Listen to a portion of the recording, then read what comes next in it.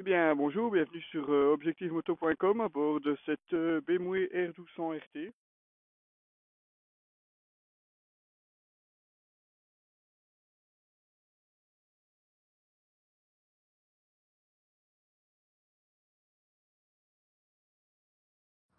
Bonjour, bienvenue sur objectivemoto.com. On revient avoir été faire un petit tour avec cette BMW R1200 RT. Et quand on dit petit, c'est une moto de tourisme. On est parti à Ciné pour le brevet des 500 km. Une journée qui se solde avec environ 700 km de plus au compteur de la petite machine. Enfin, quand on dit petite, on compte quand même 274 kg avec le plein de 25 litres. Une belle bête, mais qui finalement, vous le verrez aussi dans la vidéo, se montre très maniable, notamment avec ce bicylindre qui donne un centre de gravité très très bas, et aussi un petit peu toutes les aides à la conduite. On va toutes les détailler, ainsi que le tableau de bord, vous allez voir, c'est du grand luxe. On est vraiment sur une moto très très complète, très confortable, parce qu'on vous le dit quand même, 700 km sur une journée, on ne le fera pas avec n'importe quoi.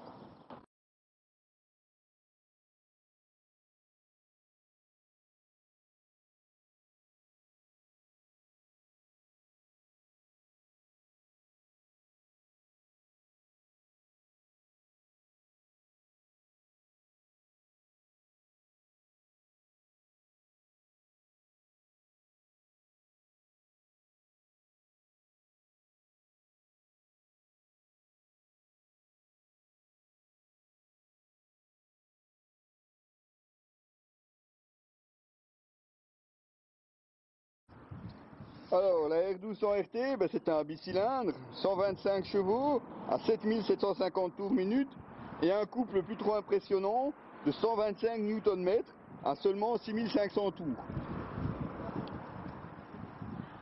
Avec 3 cartographies différentes, sélectionnables au guidon, celle qu'on utilise le plus souvent, le mode Road,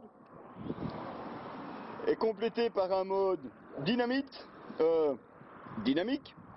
qui lui pousse vraiment beaucoup plus, une réponse plus brutale à l'accélération.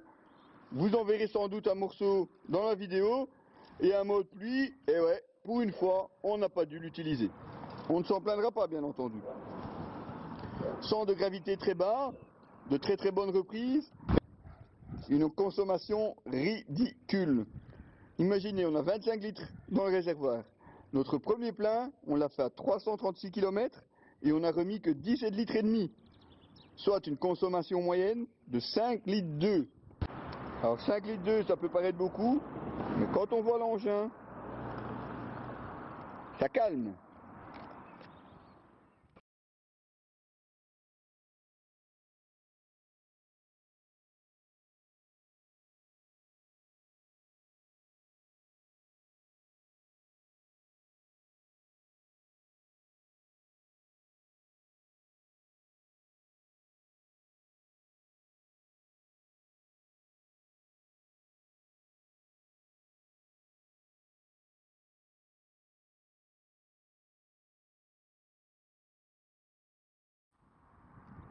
Et tant qu'on parle moteur, parlons boîte.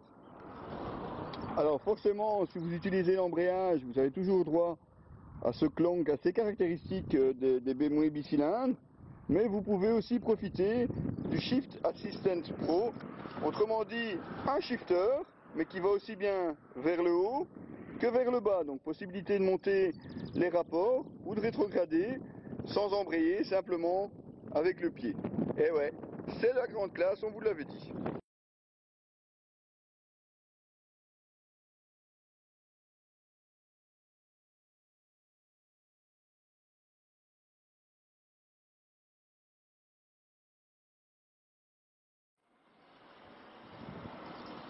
Brembo charge du freinage avec deux disques 320 mm à l'avant, étrier 4 pistons et un 276 à l'arrière.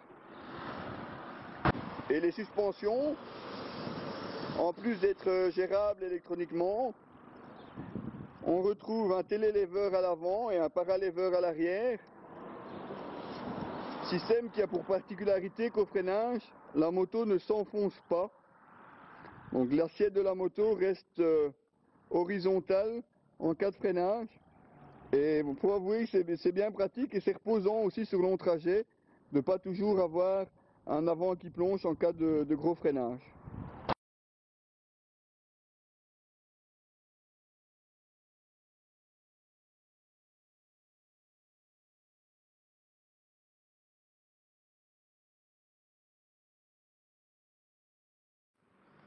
Alors quand on parle de luxe, eh ben ouais, forcément, on va retrouver des boutons partout.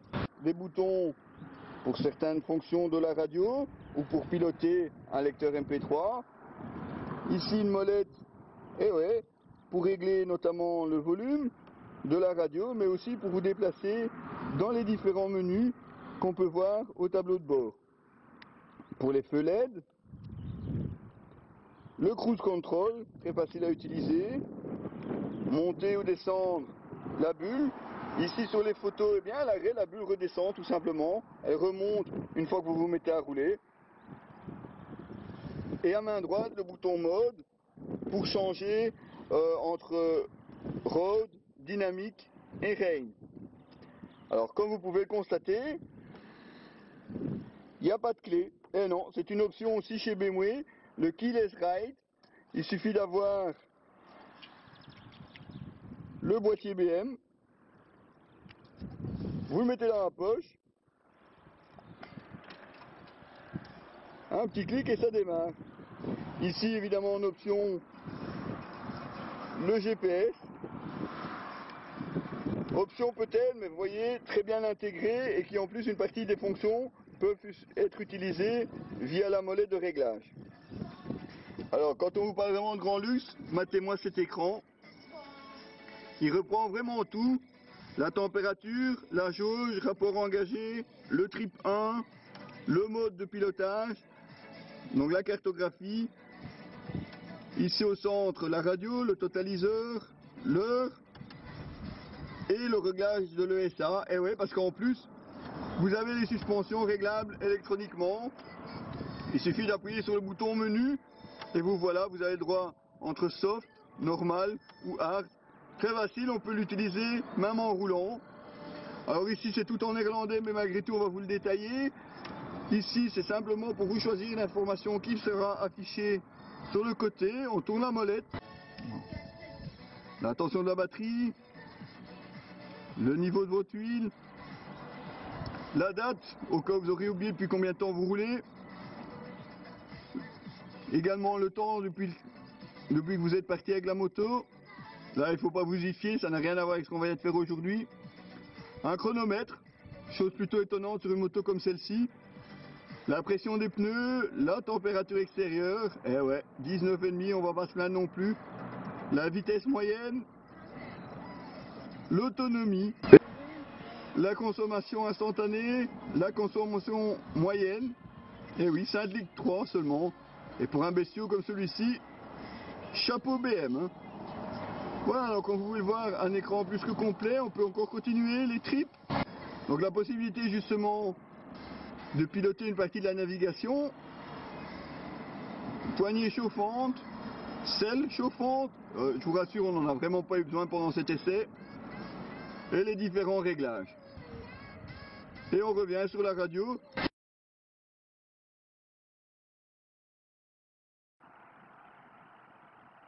Autre option aussi, c'est cette R1200 RT, un cruise control qui vous permet de relâcher un petit peu la main droite au cas où, pour les longs trajets, c'est toujours pratique. Aussi contrôlable au guidon, bien entendu, et qui se déconnecte au premier coup de frein. Alors, côté rangement, eh bien, nous avons droit à 2 vides-poches. Ici, avec une connexion pour un lecteur MP3. Une prise 12 volts de l'autre côté, attention, c'est la prise BM. Et un autre compartiment de l'autre côté, pour mettre quelques clés ou la carte éventuellement. Alors le Keyride SOS BM, c'est aussi un verrouillage central. Il suffit d'appuyer sur le bouton, que ce soit les vides-poches, les valises ou le top case ici en option, tous se déverrouillent. Et là on a vraiment un grand espace de chargement, on peut y caser sans aucun problème un voire deux intégraux. Ici tout notre matériel pour la photo. Mais c'est la même chose sur les valises.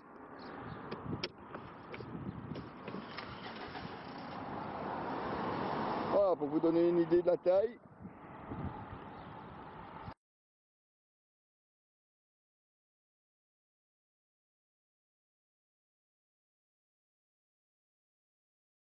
Alors là, je ne sais pas si le champ de la caméra permet de le voir, mais on est en train de faire un des exercices probablement les plus difficiles avec cette R1200 RT. C'est passer entre les fils des voitures. Attention, ne vous méprenons pas, c'est pas qu'elle n'est pas maniable, au contraire. Vu le gabarit, on s'attendait à vraiment bien pire. Elle est très très maniable. Le seul problème, c'est qu'elle est très très maniable, mais elle est très large aussi.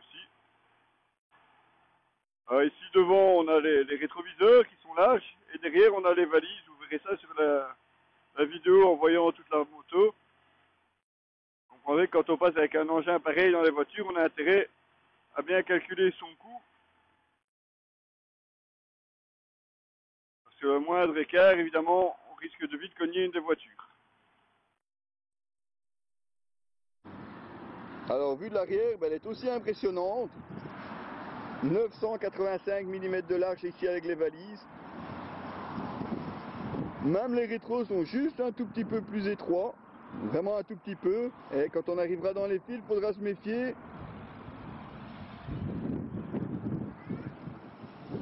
Large, c'est large. Grand confort donc pour cette BMW R1200 RT. Pour peu qu'on apprécie évidemment le fonctionnement d'un bicylindre à plat de chez BM.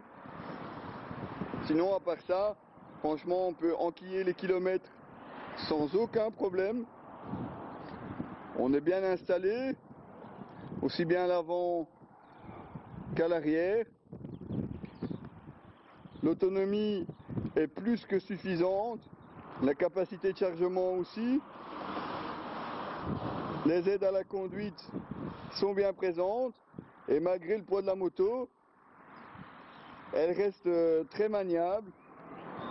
On peut vraiment se faufiler, je dirais presque partout, si on n'oublie pas la largeur de la moto. Évidemment, le luxe, ça a un prix. Environ 22 000 € comme vous la voyez là, tout équipé. Alors évidemment, on n'est pas obligé de prendre toutes les options. On vous les détaillera dans l'article. Et comme on nous a dit lors de cette balade, ah c'est sûr elle est belle, mais 22 000 €, ça reste un morceau. Voilà, c'était Diabolocile pour objectifphoto.com. Retrouvez l'article complet et toutes les photos de cette BMW R1200 RT sur notre site, ainsi que toute l'actualité de la moto. Et c'est où? www.objectif-moto.com. A très bientôt pour de nombreux essais encore.